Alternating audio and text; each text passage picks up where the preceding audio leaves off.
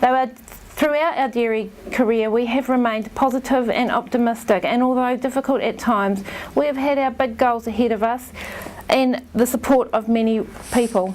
Dairy Women's Network comes under that support, and by attending meetings and conferences, it kept my faith in the industry and kept my belief that the fact that as women we can achieve anything that we want to. And by sometimes being in the background, keeping everything ticking on, picking up the pieces, being a gopher, mother, cook, wife, sounding board, nurse and everything else us women do in a dairy operation to ensure it all runs smoothly.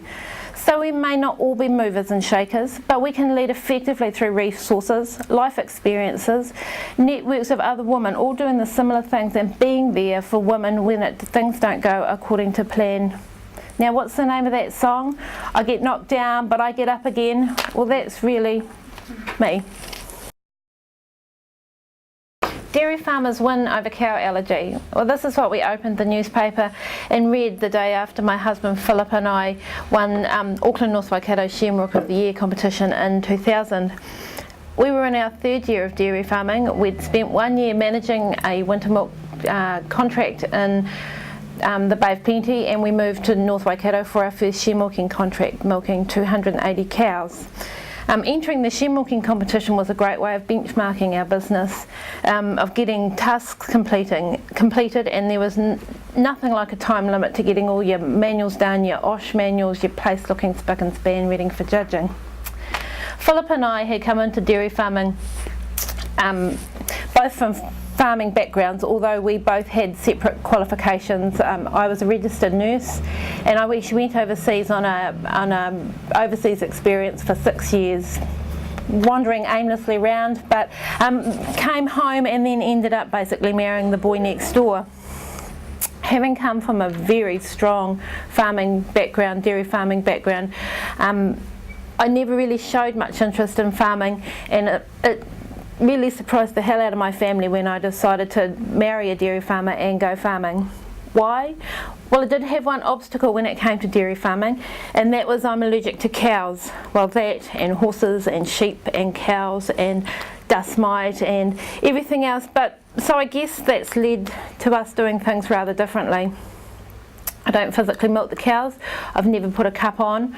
I must admit I have taken cups off on the other side of a rotary when my husband was sick and there was no one else to do it. I can feed the cubs. I go out dressed like Darth Vader from top to toe, and as long as I don't touch them, I'm okay. Mainly I get the go for jobs, you know, go for this, go for that. So this is how we came to headline the newspaper article. We progressed rapidly through the dairy industry. We built our equity up by 240% in the first year and won by wheeling and dealing stock.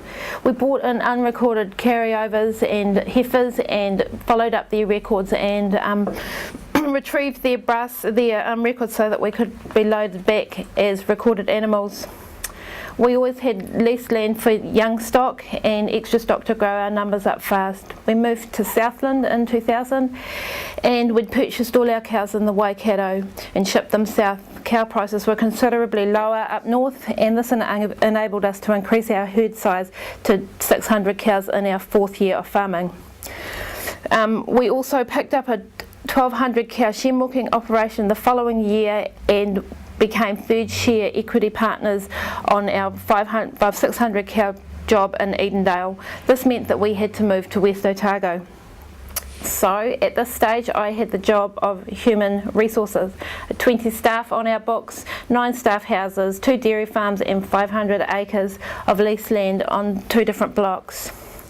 Our dairy farms were an hour apart and the lease block another half an hour, so I spent a lot of time in the car going backwards and forwards with the kids, checking up on houses and staff, etc. Staffing was a major issue, especially on our big share milking job in West Otago. We weren't close to anywhere that young enthusiastic staff wanted to live by. We worked long hours, short-staffed and on a very challenging farm with limited resources, and as a result my husband's health started to deteriorate. We'd just had our third child, and I was suffering from postnatal depression, exacerbated by continual staff problems, and I'd just lost my best friend to cancer in the Waikato and had been unable to spend time with her in her final stages because the farm consumed us.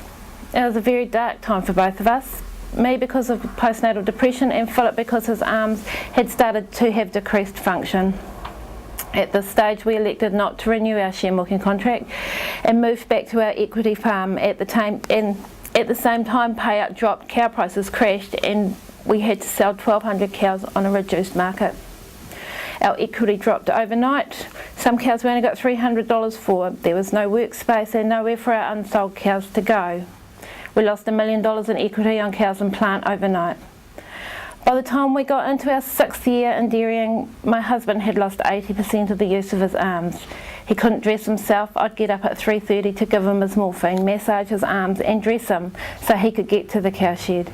He couldn't hold the phone for long. He couldn't cut up his meals, and I had to write everything down for him, and in the end I had to drive for him too. Bought a new tractor at this stage, my tractor. I had it converted with a car seat and another seat so I could take the children with me, and I had to learn to drive a big tractor too. The day the tractor arrived, my husband was sitting reading a book to the kids, and he went to stand up and crack. He prolapsed a vertebrae in his neck, resulting in numbness and weakness from the neck down. It was a rapid trip to the hospital, and then he was airlifted by Dunedin intensive care retrieval staff and flown back there as they thought he was going to stop breathing. In the midst of this, the farm had to go on, and I had to stay to pay for the tractor, organise the insurance and instruct the staff, shipping the 3 kids out before driving to Dunedin, not knowing whether he was going to be in surgery when I got there or not. It ended up he had a stable prolapse of his neck, but his arms, they were still not unable to find a reason for his arms ceasing to function. Instead, they now thought he had a progressive degenerative muscle wasting disease, so we really prepared for that. We went home, and with our equity partners in the North Island, we decided that we would sell up and get out of dairying. This all takes a while, as you know, and to get out of a dairy farm, waiting for both a buyer and the end of the season. And in the meantime, my poor tractor received some terminal news, and it's probably not a good photo, but you can edit that out and put in it burnt to the ground. And meanwhile, the wheels started to fall off for me. I was diagnosed with clinical depression and started on antidepressants as I couldn't stop crying. It really was a deep, dark hole at that time.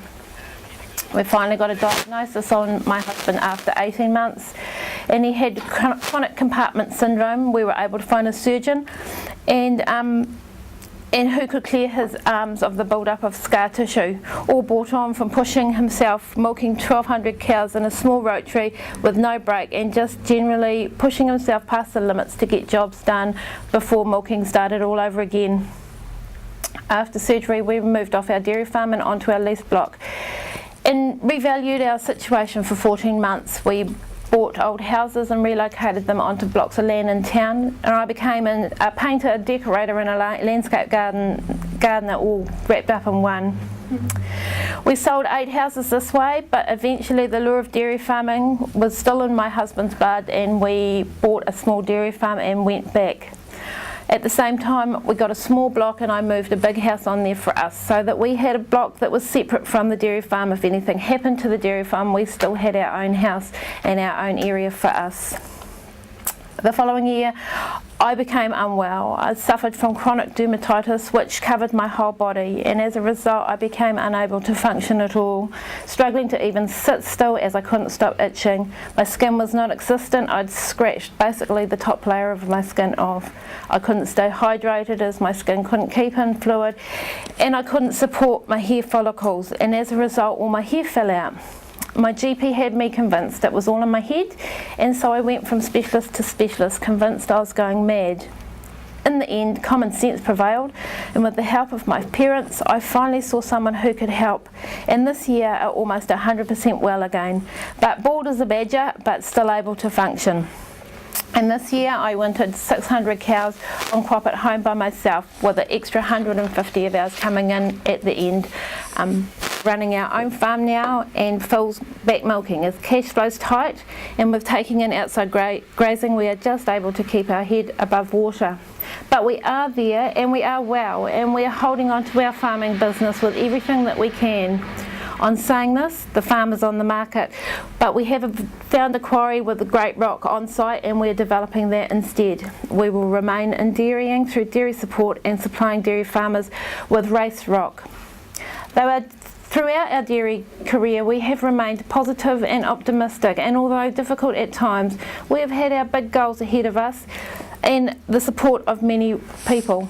Dairy Women's Network comes under that support, and by attending meetings and conferences, it kept my faith in the industry and kept my belief that the fact that as women we can achieve anything that we want to.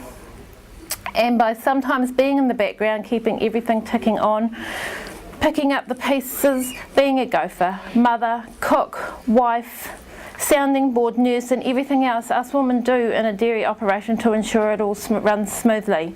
So we may not all be movers and shakers, but we can lead effectively through resources, life experiences, networks of other women all doing the similar things and being there for women when things don't go according to plan. Now, what's the name of that song? I get knocked down, but I get up again. Well, that's really me.